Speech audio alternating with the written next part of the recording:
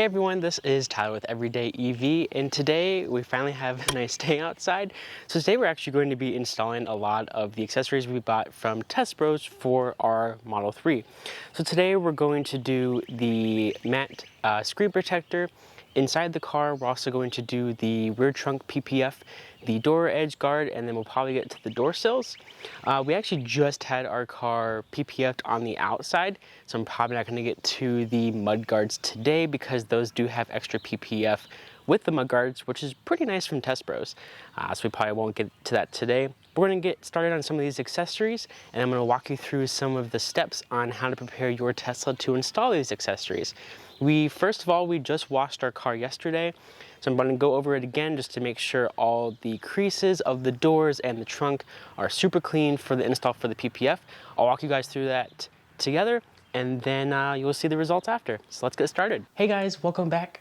Today we're going to be installing the rear PPF for the trunk on our Tesla Model 3 with the TESBROS kit. I'll be sure to include the link in the description below for this kit so you can buy it for your Tesla Model 3.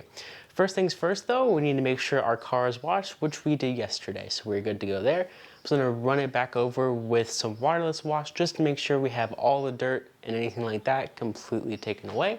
And then I'll show you guys step by step how to install a PPF for your trunk. Let's get started.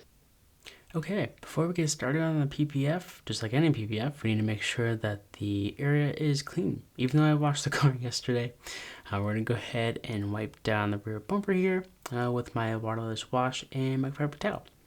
Just to make sure all the dust and pollen from the previous night is off of our Tesla here for the install. Now we're going to go ahead and unbox this kit. You'll see you get two solutions here, the slip and tack solutions for applying the PPF and the film. Just need to fill them up with water, and that is it. You will have to shake the tack solution just as an FYI. It is recommended to do that. But the slip solution, you shouldn't have to as much. Alright, now for the fun part, we're going to go ahead and unroll. We're going to do the alignment strips first. Two little black strips, just little vinyl pieces. Help you align the rear PPF on the bumper here. Don't worry, these come off really easily, so they don't really stick on. But they stick on just enough to be able to install the PPF portion. So now we got that. I'm going to go ahead and unroll the PPF here. And what you want to do is you want to take your slip solution, apply it all over the bumper, get it as wet as possible. Really important to do that. Also important to apply the solution to your hands as well since you're applying the PPF. You want to spray both sides of the PPF here. Profusely too. You want to make sure it's super wet. And then as you're peeling, you also want to apply a lot of this solution to the PPF as well. Really important to make sure that both sides are very, very wet with the slip solution here. But take your time peeling it down section by section. That's what I'm doing here. Then just making sure I have enough solution. Once I peel it all off, I'm doing both sides again of the slip solution. And then I'm going to go ahead and align it up. It's actually really nice to have those two black vinyls to help me align it up. Really easy to do so. Now I'm going to go ahead and take my squeegee. Start in one area. You want to work from top down when you're applying it to the bumper, just like so. And on this portion, go ahead and get all that solution and work those bubbles out there. That way the PPF actually applies to the bumper. What I did here is just kind of realigned my section just a little bit.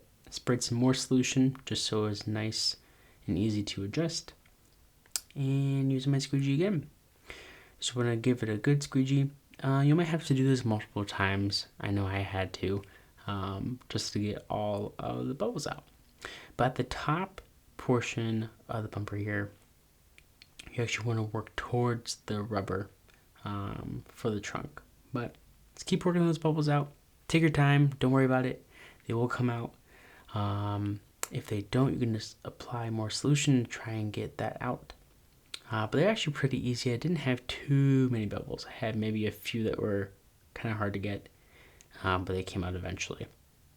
But yeah, just fixing up the top portion here that tucks in to the bumper underneath the trunk.